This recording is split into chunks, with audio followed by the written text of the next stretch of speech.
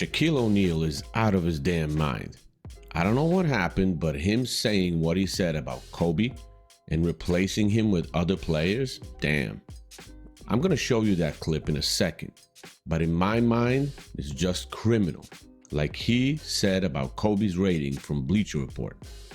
Shaq went on his damn podcast and said some of the, I'm gonna try to be nice here, unexpected shit I never expected him to say.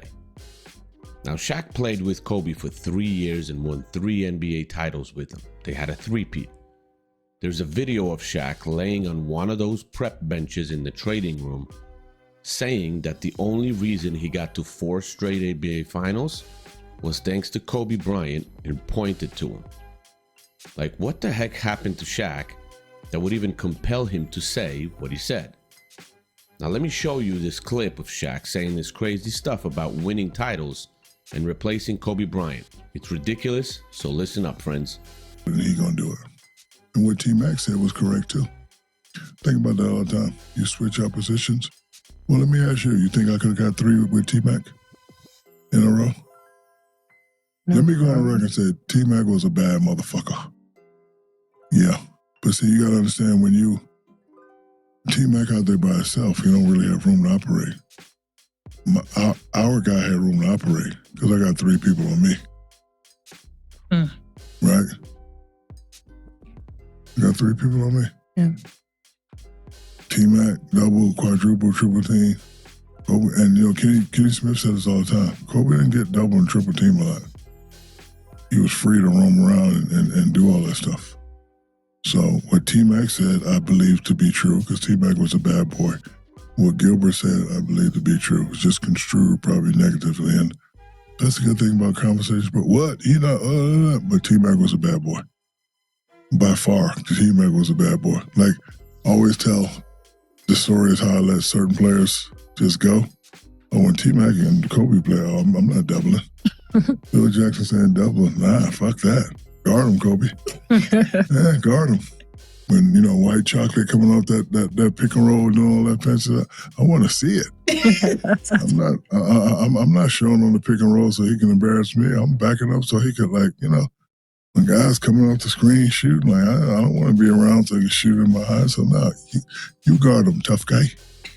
So what he said was correct. And we, because and y'all are part of we not being in the sports world, we kind of understand what he said, but they don't understand it. So they tried to make it, oh, he might get caught with it. The only way you can differ him is from championships. That's it. T-Mac, long, bad one-on-one, could score at will. Remember what he did to San Antonio? A couple seconds left. Here it is right here. Remember that? When he had hit like 4 threes in like 5 seconds, remember that? T-Mac was a bad boy too, but he didn't really have enough room to operate. So I agree with what T-Mac said. Probably get a lot of flack, but I always say to myself, I think I could have got 3 in a row with T-Mac. I think I could have got 2 with Vince. Oh, I know I get 6 with Steph. So you heard it for yourself. Shaq literally says that it didn't really matter if it was Kobe, T-Mac, Vince, or Steph. He would have won a lot of titles no matter which one of these guys he played with. Now let me take this garbage apart because this is just not right. My 4th time in the finals, thanks to that man right over there. If I didn't have you, I would have probably, you know. Before we evaluate the hypothetical replacements, we need to understand what made Shaq and Kobe duo work. Shaq's role. He was the most dominant low-post force in NBA history. Commanded double, sometimes triple teams. He was a rim protector, poor free throw shooter, very poor free throw shooter, needed spacing and perimeter help. Kobe's role? Elite two-way wing, who could create in the half court, attack late in shot clocks, guard the best perimeter player, and carry the offense when Shaq was out of the game, neutralized through foul trouble or free throw issues. Kobe was relentless, clutch, and mentally tough, even as a young star. He also had the confidence to challenge Shaq and go alpha when needed. This sets the bar very high for any hypothetical replacement. Now I'm going to start with Steph Curry here, as Shaq literally had the gall to say that he would have won 6 titles with Steph if he played with him instead of Kobe. Now how the hell does he figure that? Kobe has everything over Steph, except maybe 3-point shooting. Steph is too one-dimensional, meaning he plays one side of the court. He's not even half the defender that Kobe was. Steph is not able to take over a game by driving to the hoop and getting fouled like Kobe had to do many times when the Lakers were in a scoring slump. Lakers didn't have the shooters the Warriors did with Clay, for example, that spread the floor so thin Curry was played one-on-one most of the time. Yes, Shaq would have drawn a double and all that, but on the defensive end, the Lakers would have gotten destroyed with Curry there. In 2000 finals, you had Kobe defending Reggie Miller. What the hell would Curry have done with a 6'7" Reggie? In 2001, Kobe spent a lot of time on Allen Iverson in the finals. What the hell would Curry do defending AI? He's a defensive liability. Half the success Kobe brought to Shaq was not only his offense and taking over in fourth quarters, as Shaq couldn't shoot free throws for shit, but also remember Hack-a-Shaq? Kobe not only took over scoring points, but also defending as well. Curry, in my opinion, is not even close to Kobe's overall skill level and impact on the game. Yes, he did change the game by his 3-point shooting, but that counts only when it's going down. What is he doing? What is he going to do, and how is he going to impact the game when he's not shooting well? He'd be a complete liability on the court, especially if those more physical years. So that's not going to work. I see maybe one title here, and that's a big maybe, because after one lucky win, teams would adjust, and that would be it. Also, the triangle the Lakers played wasn't designed for small guards like Curry. Then you look at T-Mac and Vince Carter. There's no way T-Mac would have done the job Kobe had done for the Lakers in the playoffs and the NBA Finals. Him and Vince just didn't have that mentality. T-Mac compared to Kobe in playoffs, also not good for Tracy. Now I'm talking about the lean Laker years without Shaq or Powell, where Kobe was the only one, and that, that's the excuse that a lot of people use, that McGrady never had that second player and he was double and triple teamed sometimes. So in those lean years, there was 2 years when Kobe was the main and didn't have anyone good with him, and that's how he played. So then Kobe was shooting 48% in field goals and 37.5% in threes, 5.7 rebounds, 1.1 steal, and he was averaging 30.1 points a game. That was age 27, 28.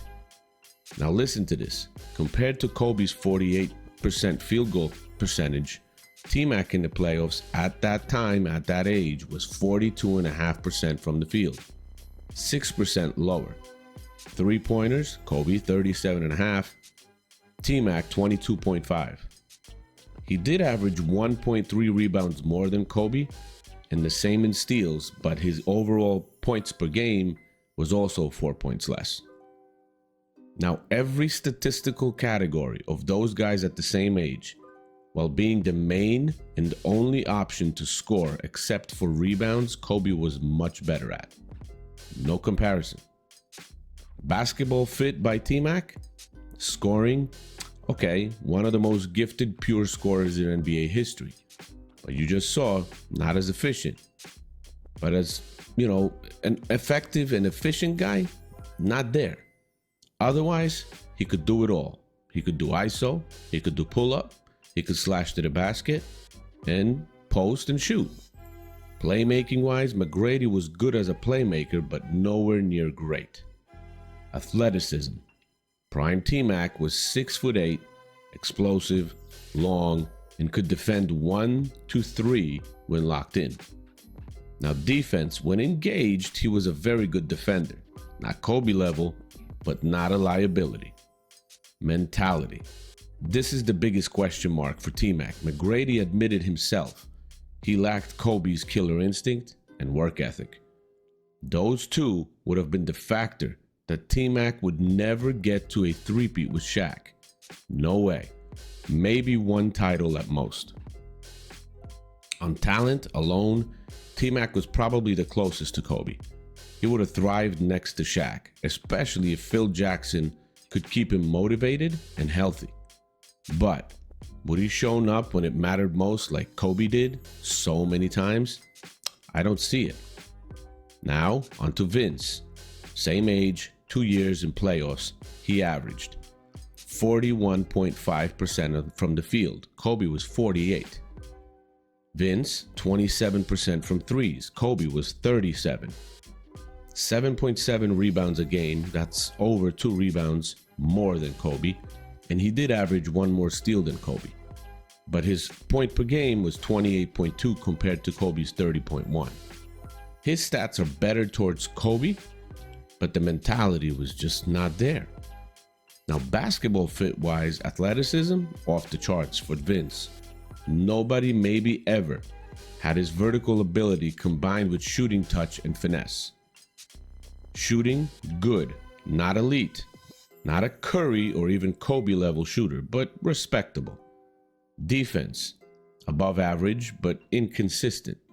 Had the tools, but not always the drive. Playmaking, he was also average. He could pass, but wasn't a primary creator or high IQ passer. And mentality, another big issue. Vince was simply not a killer, especially early in his career. He was more of a highlight machine than a grinded out killer like Kobe. Now, Vince and Shaq would have had some insane highlight reels, don't get me wrong, but they wouldn't have had the same mental toughness or consistency as Shaq and Kobe. Vince also wasn't the type of guy to take over playoff games when Shaq was tired or in foul trouble. Now, if they won one, I'd be surprised for sure. While I was able to watch all these players from when they were young and all the way through their careers, there's no question Shaq must have smoked something or drank before he made those comments. There's no way you replace Kobe with any of these 3 guys and have a similar or better result with winning titles for Shaq. Kobe called out Shaq not being in shape and butted heads with him. And even Phil Jackson once said that those fights were a big part of them being as good as they were. T-Mac, Vince, and Curry have personalities that are too timid, so that would take away from the duo as well. Now, Kobe Bryant was the best partner for Shaq due to his unmatched competitiveness, clutch play, and defensive effort. The three-peat doesn't happen without Kobe Bryant stepping up in big moments when Shaq could not. T-Mac had the talent and scoring versatility to come close to Kobe's. With full health and the right mindset, he might have helped Shaq win 1 maybe. Problem is, you can't teach dedication, and T-Mac said himself he wasn't at Kobe's level in that. Steph Curry would have added insane offensive spacing, but the early 2000s era wasn't suited for his style and would have been beaten up a lot. Defensively, he would have been attacked. Shaq might have still won 1 with Steph, but that's a huge question mark in itself, with how physical those years were compared to now. Vince Carter was the least likely to replace Kobe's impact. Too inconsistent, not assertive enough, and didn't have the dog in him to push Shaq when needed. Now, only McGrady, in my mind, in his best form, could potentially come even close to what Kobe did with Shaq, but nowhere near what they did. Gave me the award.